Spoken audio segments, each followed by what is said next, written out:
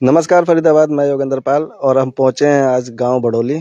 बाग वाला मंदिर है, आप देख सकते हैं। आज मंदिर में पहुंचे हैं और यहाँ अभी सैकड़ों की भीड़ थी, लेकिन अभी भी लोग मौजूद हैं और यहाँ एक प्रदर्शन कर रहे थे। क्या था वो प्रदर्शन, वो इन्हीं से जानेंगे कि किस लिए ये प्रदर्शन कर रहे थे।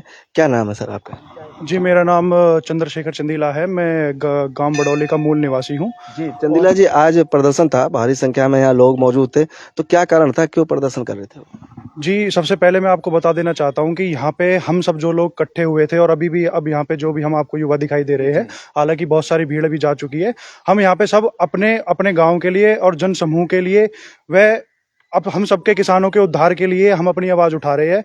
हमारी सन 2006 में जो हमारी जमीनों को गलत तरीके से, गैर कानूनी तरीके से जो एक्वायर कर लिया गया था, हमारी उसको छुड़ाने की मांग सरकार से चल रही है, जिसके लिए हमने हाई कोर्ट, सुप्रीम कोर्ट में वहां तक की सब तरह की लड़ाई लड़ी है।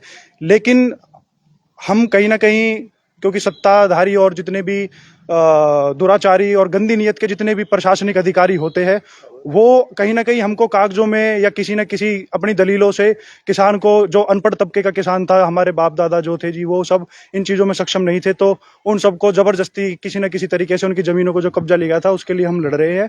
और जिसके अगेंस्ट हमने अभी बीते बुधवार को भी अपना ज्ञापन सौंपा था डीसी साहब को कि अगर आप ये हमारी मांगों को या तो पूरा कर लिया जाए, नहीं तो हम अपना आंदोलन शुरू करेंगे। उस आंदोलन के लिए ही हमने आज अपनी रणनीति बनाने के लिए एक महापंचायत करी थी, जिसमें हमारे गांव बड़ौली, फैलादपुर, बुढ़ैना, भतोला, मिर्जापुर के सब फज्जूपुर के सभी किसान, युवा, बड़े बुजुर्ग, दिग्गज आदमी, गणमान्य, पंचायती पंच, सरपंच, सब तरह के, और महिलाएं, माताएं, बहनें सब शामिल थे।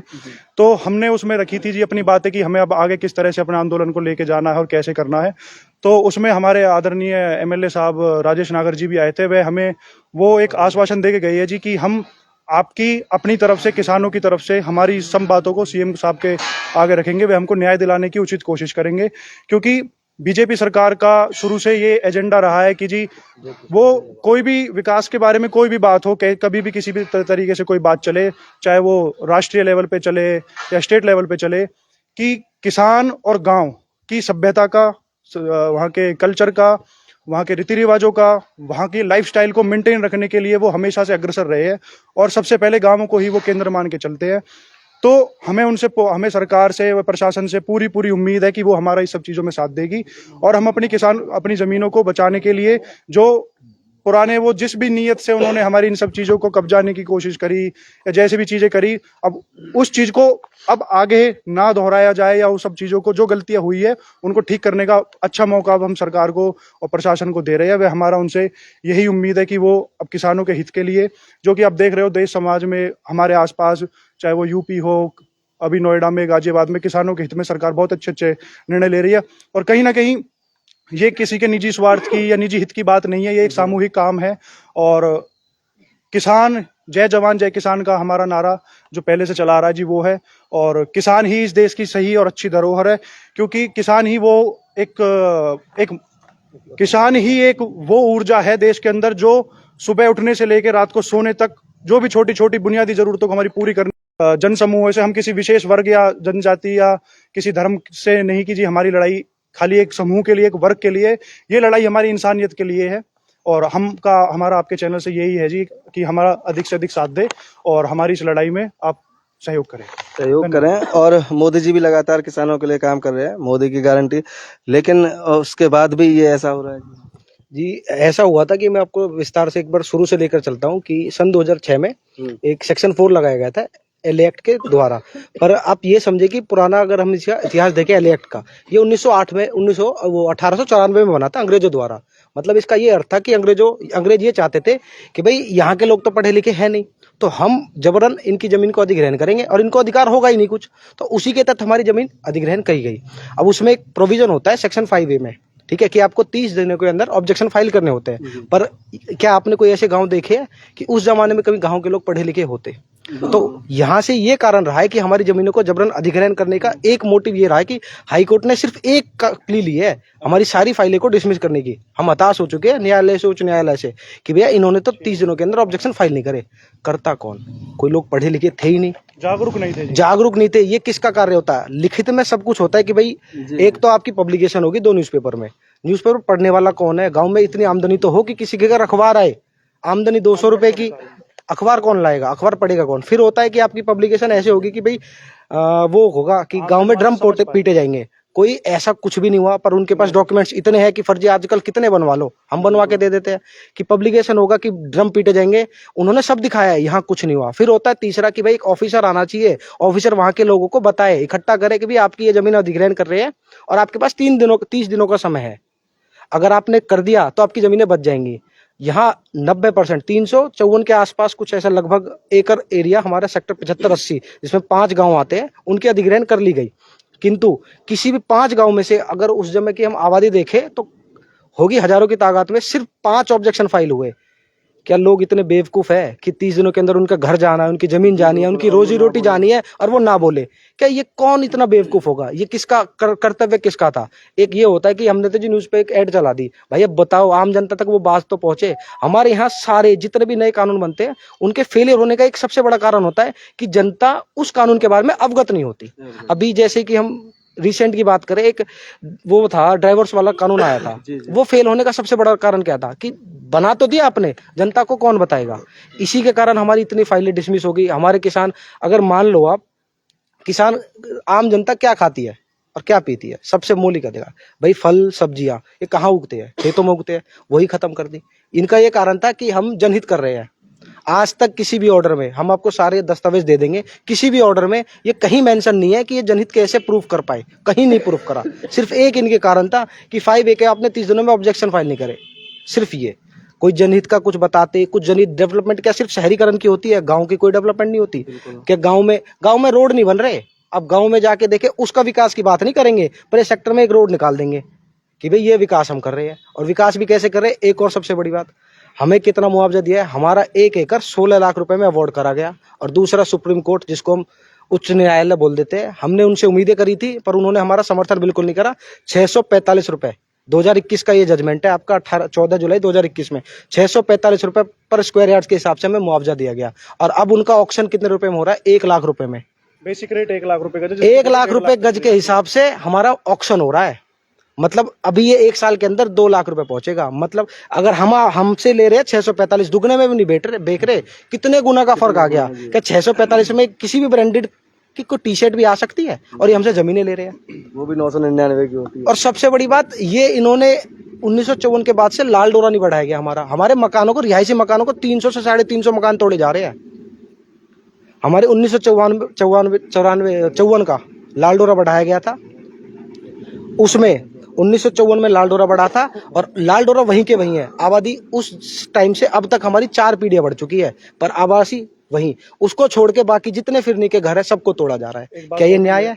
मैं कहना जी बिल्कुल। और पहले जो लोग थे वो बड़े सीधे साधे थे। एक और चीज, और ये हर किसी की सरकार कोई भी हो, हम किसी सरकार के खिलाफ नहीं, हम सिर्फ प्रशासन से अपनी मांगे रख रहे हैं शांतिपूर्ण, अपने मौलिक अधिकारों का प्रयोग करके।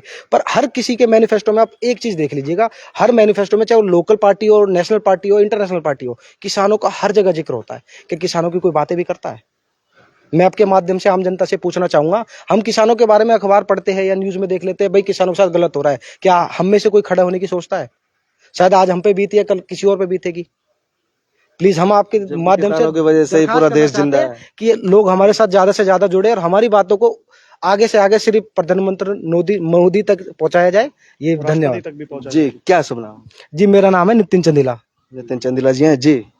बाबूजी, मैं सबसे पहले आप सबसे, जो भी आपके चैनल को देख रहे हैं, वे तमाम वो बुद्धिजीवी जो अपने अंदर कहीं ना कहीं विवेक और बुद्धि और ज्ञान की ताकत रखते हैं, कि सब हम ये कहते हैं कि हमारा देश डेमोक्रेटिक कंट्री है, लोकतंत्र। तो क्या आप सब लोगों को, ये तमाम जितने भी, चाहे वो सत्ताधारी पक्ष है, चाहे अधिकारी तबका है, जो इस देश को चलाने का ठेका लेते हैं एक तरह से, क्या उनको ये नहीं दिखता कि ये लोकतंत्र के नाम पर कितनी बद्दी गाली है? लोकतंत्र की परिभाषा होती है लोगों के लिए, लोगों द्वारा बनाई गई सरकार। तो लोगों द्वारा बनाई गई सरकार तो है, पर लोगों के लिए क्या है? ये हमसे विकास के नाम पर भूमि अधिग्रहण करते हैं। विकास क्या है? लोगों के घरों को तोड़ के उसको प्राइवेट बिल्डर्स को पैसे कमाने के लिए अधिक रेटों में बेचना। हमारे गांव की एक्वायरमेंट हुई थी सड़क बनाने के लिए, एक मास्टर रोड हाईवे के लिए, जो कि विकास कार्यों में मुझे लगता है कहीं ना कहीं आता है। सड़कें, ट्रांसपोर्ट पूरी दुनिया को जोड़ता लोगों के है, हित में आता है। लेकिन उन सड़कों को, उन मास्टर रोडों को घुमा दिया गया। तो सरकार की गंदी नीयत ये थी कि एक्वायर तो हमने कर ली है जमीन, तो क्यों ना अब इसको पैसा कमाने के लिए पूंजीपतियों के साथ मिलकर यहाँ पर हमें यहाँ पे रेजिडेंशियल और कमर्शियल प्लॉट बेच दे। तो क्या मैं सरकार से पूछना चाहता हूँ, एक तरफ तो ये कहते हैं कि जी हम बाहर से आए हुए, दूसरे देशों से आए हुए लोगों को हम यहाँ पे घर देंगे, जमीन देंगे, नौकरी देंगे, तो जो हम यहाँ के मूल निवासी हैं उनसे फिर छीन क्यों रही है जी? क्या डेवलपमेंट ये होती है कि जी किसान के घर को तोड़ के शहरीकरण हम कर रहे हैं और शहर के लोगों को, उन जमीनों को किसान से छीन के 645 रुपए वर्ग गज के हिसाब से छीन के उसको 1.5 लाख रुपए वर्ग गज के हिसाब से बेचते हैं? क्या ये विकास होता है जी? विकास के नाम पे हमें पूरे ग्रेटर फरीदाबाद में क्या मिलता है जी? शराब के ठेके मिलते हैं, अहाते मिलते हैं, ना सड़कें मेंटेन है, ना चौक चौराहे मेंटेन है। इन्होंने गांवों की गरिमा को बिल्कुल नीचे गिरा दिया है। बिल्कुल सही बात है। और जबकि ग्रामीण जो तबका है वो बड़ा ही सीधा साधा होता है, किसानी करता है, खेती बाड़ी करता है, दिन रात मेहनत करता है, और ये तो शुरू से ही चला आया है कि हमेशा किसान ही मरता है। जी एक और, जब ये जितने भी हाईवेज है ना, आप किसी भी गांव के आसपास घूमेंगे ना, एक हाईवेज मोड़े गए थे ये, उस मोड़ने के बाद ना कुछ जमीनें बच गई थी। उस जमीनों में इन लोगों ने क्या करा कि हम एक्वायर करेंगे, वहां प्लॉटें काट दिए, वहां दुकानें काट दी है इलीगल तरीके से। ये कुछ था ही नहीं प्लान में है ही नहीं है। रोड सीधे जा रहे, रोड घुमा दिए, फिर डीटीपी की प्लानिंग होगी। और दूसरी बात, आप ये बीपीडी पुल पे हमारे यहाँ चले जाओ, बिग डैडी करके ये आपका वो खुला हुआ है ठेका, ठीक है, आता खोल लो ठेका। ये जिस जगह खुला हुआ, ये जगह एक्वायर करी है हुड्डा द्वारा करी गई है। इसका ना तो किसी ने मुआवजा उठाया है, ना किसी ने कोई पैसा दिया है, ना हमने कब्जा दिया है। जबरन देके क्या खोला जा रहा है हमारे यहाँ? संस्कृति के नाम पे क्या खोल रहे हैं? ठेके। क्या ये उचित है? और दूसरी बात, हमारी एक मुहिम अभी शायद प्रधानमंत्री द्वारा चलाई गई थी कि हम अपनी संस्कृति को बचाएंगे। संस्कृति होती कहाँ पे है? मैं आपसे पूछना चाहता हूँ आपके माध्यम से आम जनता से, संस्कृति कहाँ मिलेगी? हमारे बड़े बुजुर्गों के पास, गाँवों के पास। पर ये विकास के नाम पे कर क्या रहे हैं? अभी क्या कर रहे हैं? विकास के नाम पे गाँव को ही खत्म कर रहे हैं। क्या ये विकास है? शहरीकरण कर रहे हैं, शहरीकरण कर रहे हैं कि गांव, आप गांव में घूम के देखो सर, आपको पता लग जाएगा। हम तो यहाँ बहुत चुनिंदा गिने चुने लोग हैं, यहाँ हजारों की तादाद में लोग आए थे, आप शायद थोड़ा सा लेट हो गए, पर लोगों में आक्रोश इतना है कि भाई घर कैसे जाने दें हम? हमारे यहाँ पे रोज हुड्डा वाले जेसीबी भेज देते हैं। जी बिल्कुल सही बात है। और ऐसे कहते जी अब तोड़ने आए हैं। जी कब्जा कैसे ले लोगे आप? हमारे घर है क्या हम जानने के? इसके लिए शायद कुछ लोगों के खिलाफ कंप्लेंट्स भी हुई है। अब जब ये आम जनता तक ये बातें पहुंचती है ना, क्योंकि सरकार सिर्फ वो दिखाती है जो दिखाना चाहती है, आम जनता को नहीं दिखाएगी। सरकार तक ये बातें पहुंचेंगी जी यहाँ के तो फलाने ये ड्रामे कर रहे हैं जी, पत्थरबाजी कर रहे हैं। क्यों कर रहे हैं भाई? जी घर में जेसीबी खड़ी है, क्या करे? हाथ पांव जोड़ लिए, कुछ हुआ? क्या करेगी बाद में? ये युवा है।